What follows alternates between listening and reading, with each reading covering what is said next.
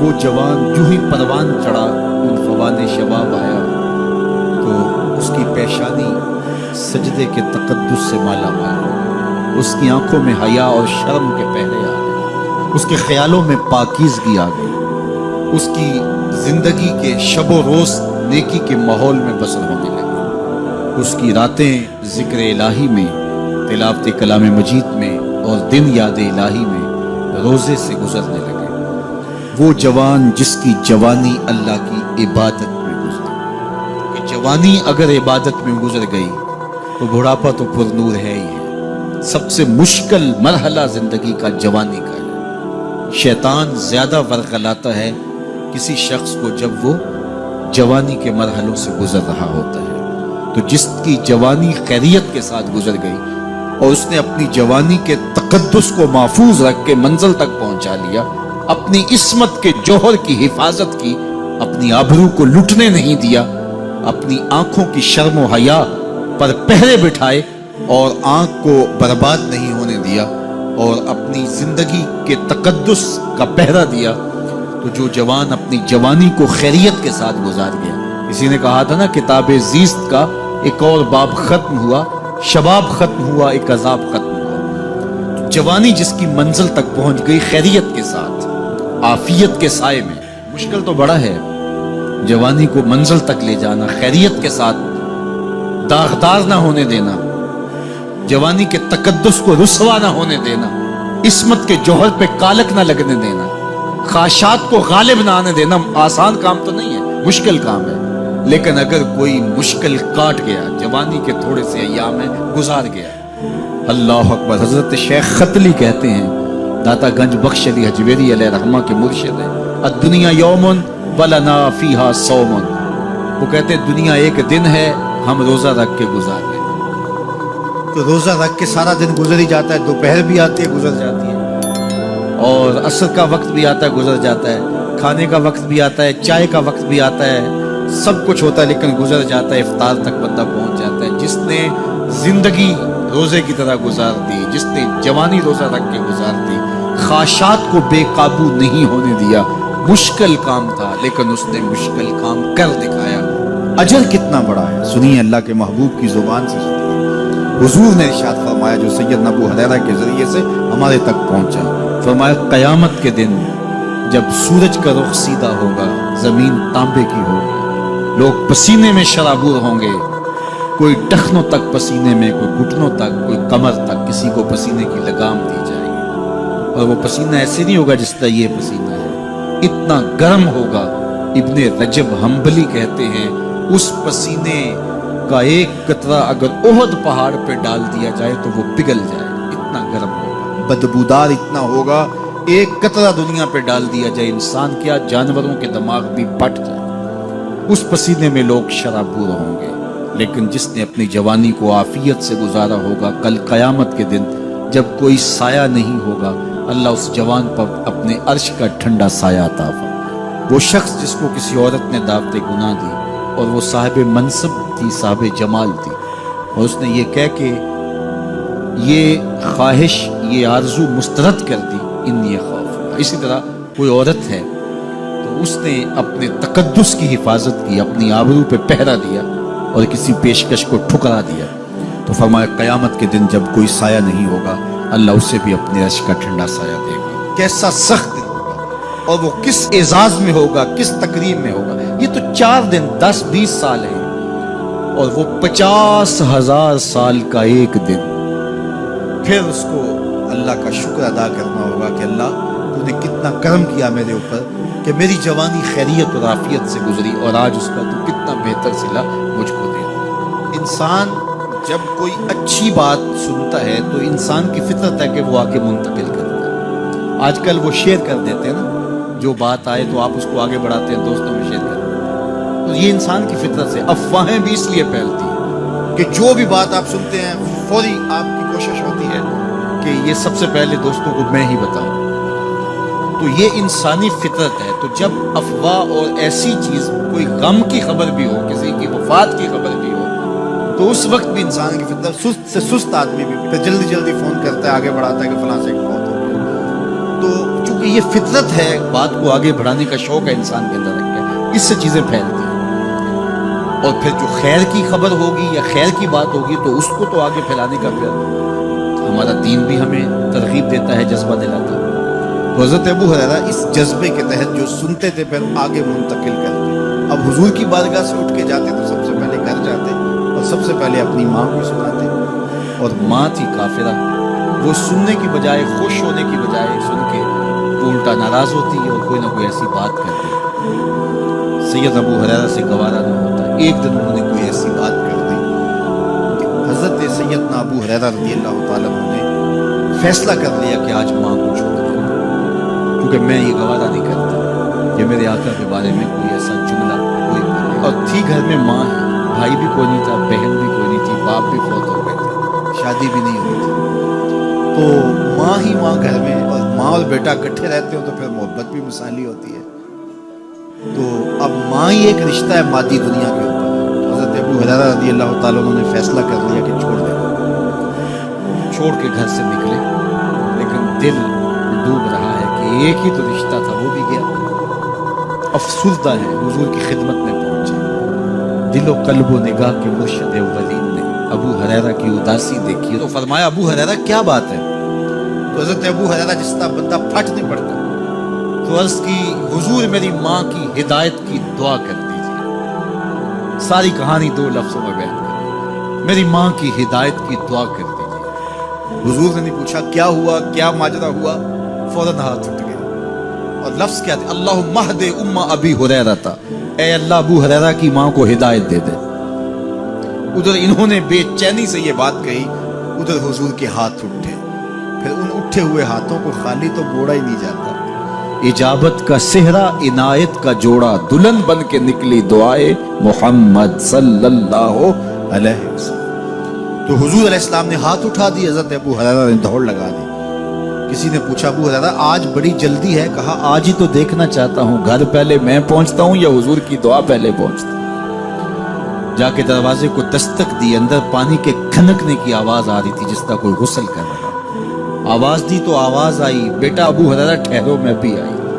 کہا لہجے سے سمجھ گیا اس میں محمد عربی کی دعا بول رہی ہے۔ تھوڑی دیر کے بعد میری ماں آئی، تازہ آثار وضو سے اور غسل کی وجہ سے ان کے جو ہے وہ بالوں سے قطرے ٹپک رہے تھے، اور لبوں پر میرے حضور کا کلمہ جاری تھا۔ اللہ اکبر، سیدنا ابو ہریرہ تیرے مقدر پہ قربان۔ ایک سفر میں حضور علیہ السلام اور اصحاب گامزن تھے کہ راستے میں قیام کیا تو ایک قبیلے کی صلح کروانے کے لیے حضور علیہ السلام تشریف لے گئے۔ وہاں گستاخی ہو گئی، صحابہ نے حضرت ابوبکر صدیق کو کہا کہ حضور رک گئے ہیں، نماز کا وقت جا رہا ہے، آپ نماز پڑھا دیں۔ حضرت ابوبکر صدیق رضی اللہ تعالیٰ عنہ مصلی پہ کھڑے ہوئے، اب نماز شروع ہوگی، ادھر سے حضور بھی آقا کریم تشریف لائے۔ آقا کریم علیہ السلام جو ہی تشریف لائے، صحابہ کی صفیں بندی ہوئی، حضور کو دیکھا، انہوں نے راستہ چھوڑا، پیچھے سے لے کر کے مصلی تک صحابہ نے حالت نماز کے اندر حضور کے لیے دعوت دی۔ کاش کہ یہ حدیث سب لوگوں نے پڑھی، امت میں اتنے فرقے نہ بنتے اور یہ سوچ کبھی نہ پنپتی کہ نبی کے خیال سے نماز پڑھتی ہے۔ یہاں تو راستے چھوڑے جا رہے ہیں، یہاں تو پروٹوکول دیا جا رہا ہے۔ اللہ اکبر، اور یہ حدیث کہیں چھپی نہیں ہے، بخاری کے اندر چھپی ہوئی ہے۔ اللہ اکبر، آقا کریم علیہ السلام تشریف لائے تو صحابہ نے راستہ چھوڑنا چھوڑا، نماز بھی چل رہی ہے اور حضور کا راستہ بھی چھوڑا،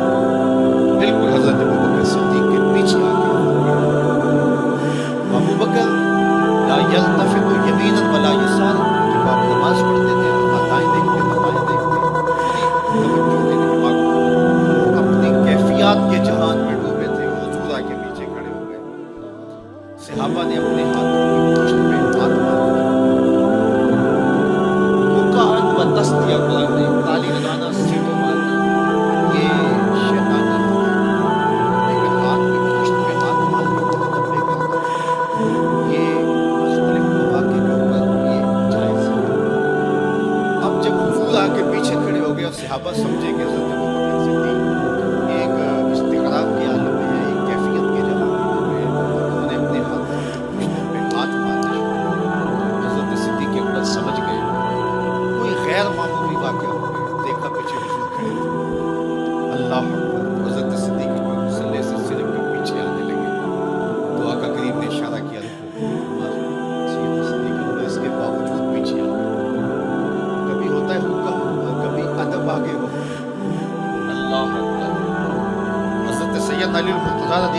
تعالیٰ عنہ کو کہا نا حضور نے صلح حدیبیہ کے موقع پہ صلح نامہ لکھوایا جا چکا تو لکھا یہ محمد رسول اللہ اور قریش کی جانب سے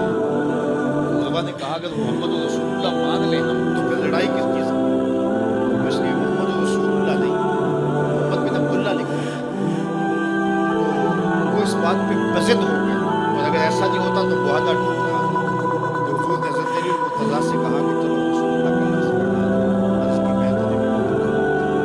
میں تو نہیں بٹھاؤں گا یہ نام میں تو نہیں بٹھا سکتا تو حضور نے خود بٹھایا اب یہاں حضور نے کہا ابو بکر رکو لیکن حضرت ابو بکر نہیں رکے پیچھے آ گئے اور پھر حضور خیر مصلی پہ گئے نماز ہوئی سلام پڑھا حضرت ابو بکر صدیق رضی اللہ تعالیٰ عنہ حضور نے کہا ابو بکر جب میں نے کہا تھا تم رکے رہو تو تم کیوں پیچھے آئے تو سنو حضرت ابو بکر نے کیا جواب رضی اللہ تعالیٰ کروڑوں سلام لاکھوں عقیدتوں اور نیاز مندیوں کے خراج ان کی چوکھٹ میں عرض کرنے لگے ما کان لابن ابی قحافہ ان یؤم رسول اللہ صلی اللہ علیہ وسلم حضور ابو قحافہ کے بیٹے کی جرأت کب ہوئی کہ رسول اللہ کے آگے کھڑا ہو کے نماز پڑھائے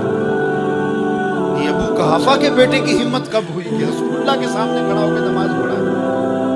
ادب پہلا کرینہ ہے محبت کے کرینوں میں حضرت ابو بکر صدیق رضی اللہ تعالیٰ عنہ نے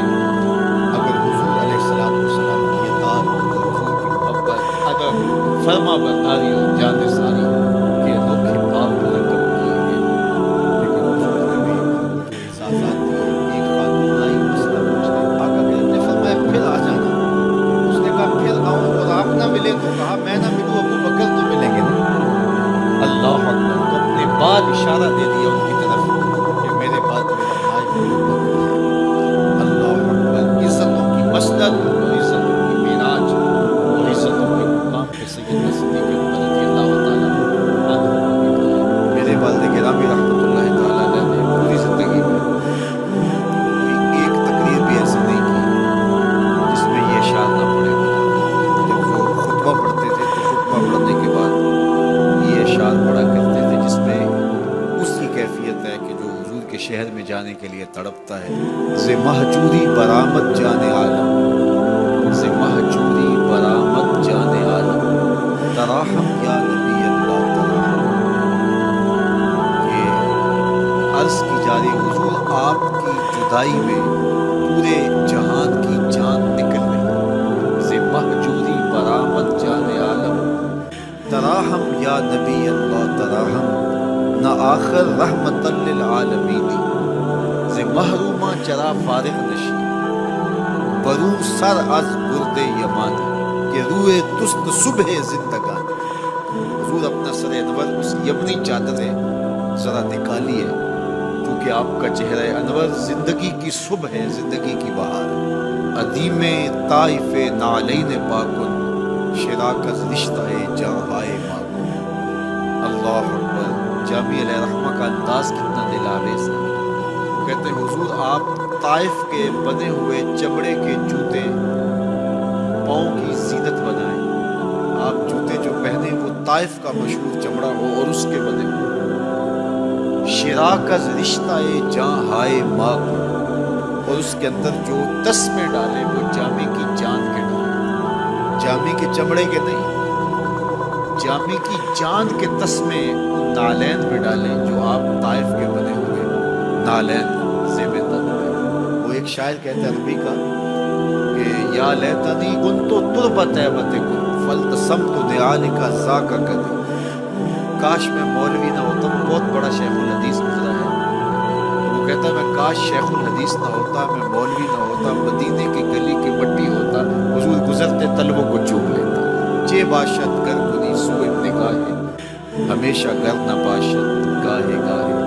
نگاہے یا رسول اللہ نگاہے صد ہزارہ جبریل اندر بشر بہر حق سوئے غریبہ یک نظر یا رسول اللہ انظر حالنا یا حبیب اللہ اسمع قالنا اننی فی بحر غم مغرق خذ یدی ساحل لنا اشکالنا یا صاحب الجمال و یا سید البشر من وجهک المنیر